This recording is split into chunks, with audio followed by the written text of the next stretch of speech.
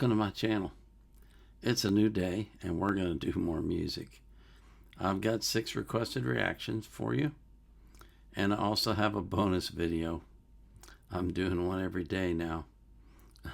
And I will for a while because I got a number of them in my list.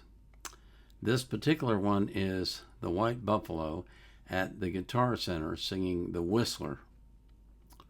And this one was mentioned in a comment, and I took a look at it and I liked it, and so I thought I'm going to share this with you. So before we get into the music, I got to thank you for coming here. Thank you for taking time out of your day to spend it with me. I appreciate that. I also want to remind you that I always put the artist links in the description of their playlist so you can support them as well. But I put a link to the song that I'm reacting to in the description of the video. I also put a link in there from Wikipedia if I can find anything that makes sense and is relevant. I don't put the link to the reaction request form right now because I'm not currently accepting new requests. I've got over 3,300 in my queue. I've got to get some of those cleared out before I reopen the request form. I hope you understand. But on Sundays, I live stream for 2 hours beginning at 4 p.m. UTC and take requests from the chat. So if you have something that you just absolutely want me to react to right now, just come on Sunday and put it in the chat. Now this coming Sunday, I will not be doing a live stream because I'll be in New York for the Dimash concert. But beginning the following Sunday and going every Sunday afterwards, I will be. So this is the White Buffalo at Guitar Center singing The Whistler.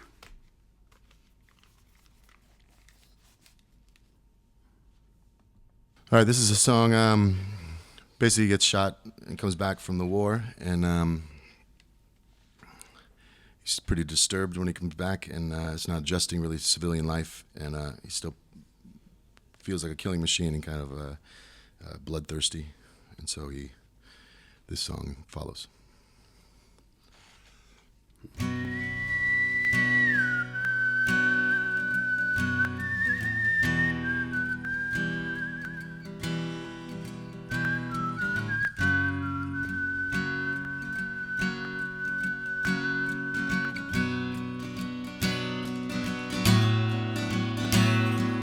This time is different.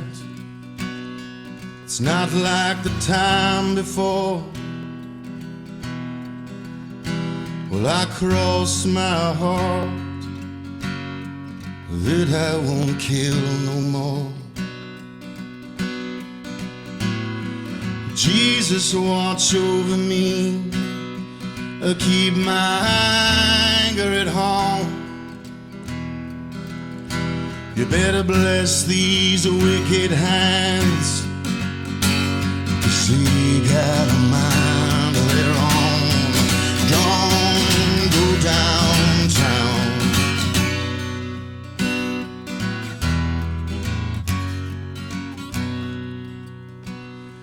The devil whispers in my ear, it's time for your curtain call.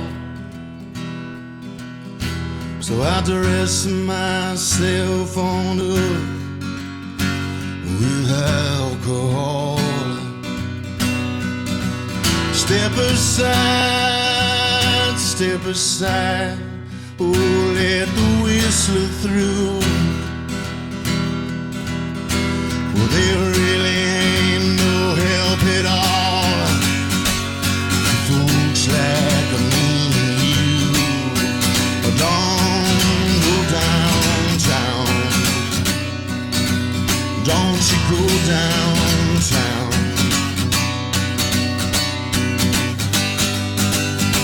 Well, get your goddamn hands up. Don't you look at me.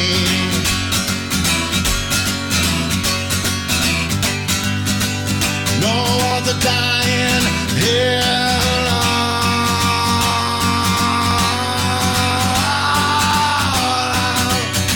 Well, I came to get it on. Let's get it on.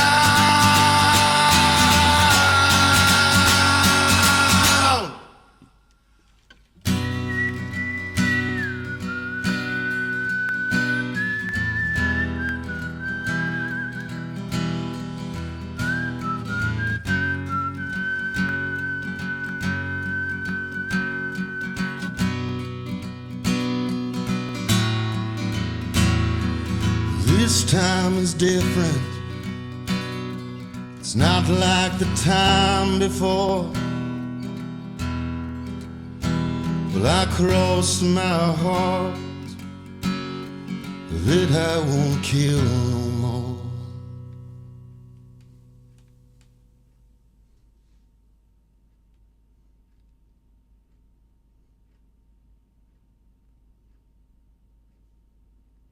Get Hulu Plus Live TV now and take control of how you watch. Born in America. We've got you covered.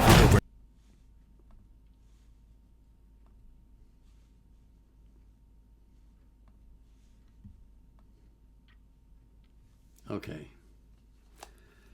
So, I know why someone suggested I listen to this. It's because I'm a vet, and you think that I will talk about what it's like to be in combat. But I've never been in combat. As I've said many times, I served 6 years in the Navy, and I never went to Vietnam once. I never saw combat, so I don't have any personal experience about it. But I do have, I have had a lot of combat vets who are good friends who've shared things with me. So I can tell you a little bit about it from an intellectual standpoint. And because I've thought it through as well. And I started writing a book about a man who went to Vietnam. I haven't finished that. It's been years since I started it, but anyway.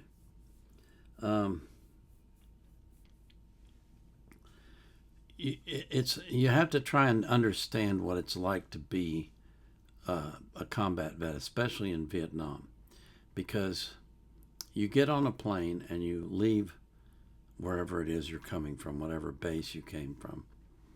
And you've been trained, but you've not seen any combat. You've not had bullets whistling past your head. You've not had the fear that comes from being shot at. And so you land there and you got all these aspirations and high hopes. You're going to be a great soldier, and you're going to kill a lot of the enemy, and it's all going to be a fantastic journey. And then the shooting starts. And pretty soon you're just in survival mode. You're trying to make it from one day to the next and not get shot or killed. And you do that for 12 months, and then you get on a plane and you come home. And when you get home, it's peaceful. But you've just been 12 months where your senses are on a hair trigger. The slightest little noise, the slightest little movement, the slightest little smell will get your attention because you had to do that to stay alive. Now, human beings can't just turn that off. That stays with you for a while until you adjust to civilian life again. And so guys, when they first come back, they struggle with that. Now, some of them struggle worse than others. Some of them adapt pretty easily. Some of them have a real hard time. Some of them never get past it. Just depends on the psyche of the individual who's been in it and been affected by it. But what he's singing about there is how this guy just came back from war, and he's still in war mode in his brain. If he hears a car backfire, to him it sounds like a mortar or a bomb. And he's instantly on high alert because he doesn't know what's coming. He's looking all around, wondering what's next. Because that's what he's used to. That's what he's adapted to. If you survive 12 months in the bush, you're highly tuned and very, very sensitive to the slightest little change in your surroundings, whether it's a smell, a touch, a taste, anything that affects the five senses, a movement of someone. And when you are in traumatic situations, like say you're in the middle of an ambush and you're fighting your way out, you're trying to stay alive, those will stick with you even longer, because that implants in your brain, just like any trauma does. If you're in a car accident, if you're robbed, that sticks with you. It doesn't go away. instantaneously. Over time, it will erode, but it will never completely vanish. And so that's why a lot of vets don't like to talk to civilians about what it was like over there, because they know that you will not understand.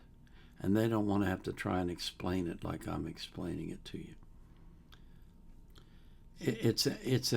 There's a period of adjustment where you go from being on high alert 24/7 to being normal again. And that takes time. It takes longer periods of time for some men, shorter periods of time for others, but it takes time. You can't just get off a plane in the U.S. and suddenly be normal and civilian again without having any impact at all. It just isn't. It doesn't work that way. The human brain doesn't work that way. Anytime there's trauma, and war is trauma from beginning to end, the brain is going to imprint that, and it's going to remember that, and it's going to have you set up to respond to it. Now, some guys, the ones that get PTSD, they may never adjust. They may never get past it. There's guys who've had PTSD since they were in Vietnam, and they're in their 60s and 70s now. That's a long time to have PTSD. But they just never got past it. Their brain just could not adjust. And so, we used to call it shell shock in World War II. But now we know what it is. It's post-traumatic stress. And they no longer call it PTSD because they're saying it's not a disorder. It's a normal function of the brain. So they call it PTS. Just a side note for you. Anyway, what he's singing about is this guy is, he's still on that hair trigger. He's still on high alert. And he's afraid that he's going to react to something in civilian life and shoot somebody.